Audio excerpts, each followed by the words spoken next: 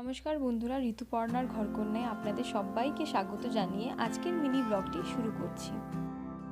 হাট শব্দটি কিন্তু আমাদের সবারই পরিচিত। হাট কীরকম হয় তা দেখা না থাকলেও হাট কি সেটা কম বেশি সকলেরই জানা। হাট কথাটি প্রথম শুনি কবিগুরু রবীন্দ্রনাথ ঠাকুরের ছড়ায়, যে হাট শুক্রবারে বক্সিগঞ্জের পদ্মাপাড়ে বসে। কিন্তু ছত্তিশগড়ের এই হাট বিশেষ বিশেষ দিনে বসে। আজ আপনাদের ছত্তিশগড়ের হাট বাজার কেমন বসে আর কি কি পাওয়া যায় তাই দেখাবো। আজ শনিবার, তাই আজ রুয়াবাঁধা নামক একটি জায়গায় হাট বসে। আমরা সেই হাটে এসেছি। এখানে বুধবার, বৃহস্পতিবার আর শনিবার হাট বসে। আজ যেমন এখানে বসেছে, তেমনি বুধবার বসবে সেক্টর 4-এ আর থার্সডে বসবে সেক্টর 1 আর সেক্টর 7-এ।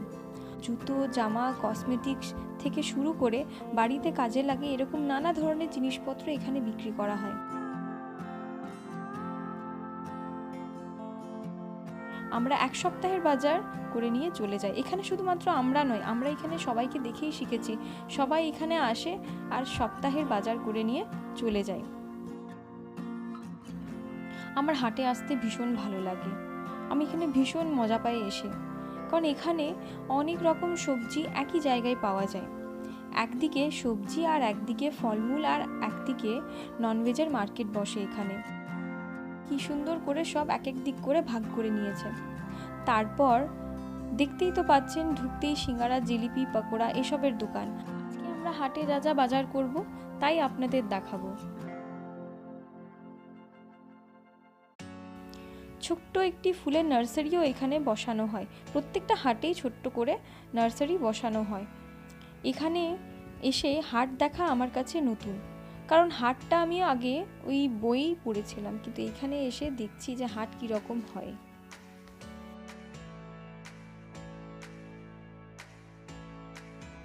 এখানে এসে অনেক নতুন ধরনের সবজির সাথে পরিচয় হয় আমার, মানে অনেক নতুন ধরনের সবজি দেখি। যেমন শাকের মধ্যে খাট্টা ভাজি বলে একটা শাক আছে, যেটা একটু টক স্বাদের হয়। তারপর ছোট ছোট সাদা বেগুন, তারপর একদম খুদি খুদি কুলের মতো সাইজের হয় এখানে টমেটো। সেই টমেটোটা এখন দেখতে পাচ্ছি না, না হলে আপনাদের দেখাতাম। তারপর গাওয়ার ফালি নামক একটা সবজি আছে। তারপর এখানের মানুষেরা ওল খেতে খুব ভালোবাসে। এই ওলকে এখানের আঞ্চলিক ভাষায় জিমিকাঁদা বলা হয়। তো এখানের যে কোনো বিয়ে বাড়ি, যে কোনো অনুষ্ঠান বাড়িতে ওলের সবজি এদের হবেই হবে। ওল খেতে এরা খুব ভালোবাসে। আমি আগে কখনো ওলের সবজি খাইনি, আমি খুব একটা ভালোবাসতাম না, কিন্তু এখানে খেয়ে আমার বেশ ভালোই লেগেছে। খুব সুন্দর করে রান্না করে। এখানে কিন্তু সব টাটকা সবজি পাওয়া যায়, ভীষণ সুন্দর, আপনারা দেখেই বুঝতে পারবেন। এখানের লোকেরা যেহেতু শাকসবজি খেতে ভালোবাসে, সেই জন্য এখানে শাকসবজির দামটা একটু আমাদের ওয়েস্ট বেঙ্গলের থেকে একটু বেশি থাকে।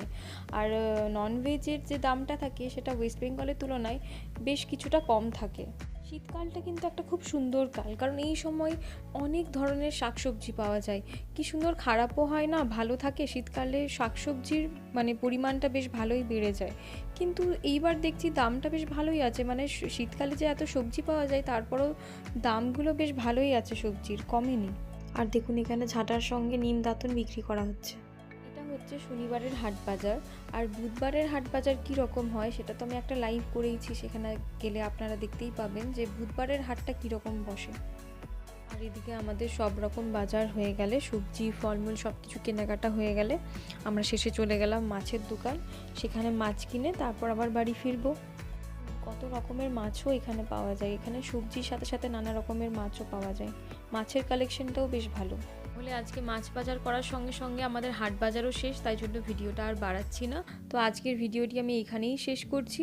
আশা করছি আবার একটি নতুন ভিডিও নিয়ে আসবো, নতুন কিছুর সঙ্গে আবার নতুন কিছু আপনাদের দেখানোর সুযোগ পাবো। আপনারা খুব ভালো থাকবেন, সুস্থ থাকবেন। আর আমার ভিডিওটি ভালো লাগলে অতি অবশ্যই আমার চ্যানেলটিকে সাবস্ক্রাইব করে দেবেন এবং আমার ভিডিও এরকমভাবে দেখতে থাকুন। আর আশা করছি আবার নতুন একটি ভিডিও নিয়ে আসবো খুব জলদি আপনাদের সামনে, নতুন কিছুর সঙ্গে। আর আজকের ভিডিওটি এখানেই শেষ করছি। টাটা। আর এই হলো আজকের আমার 2 থলি বাজার।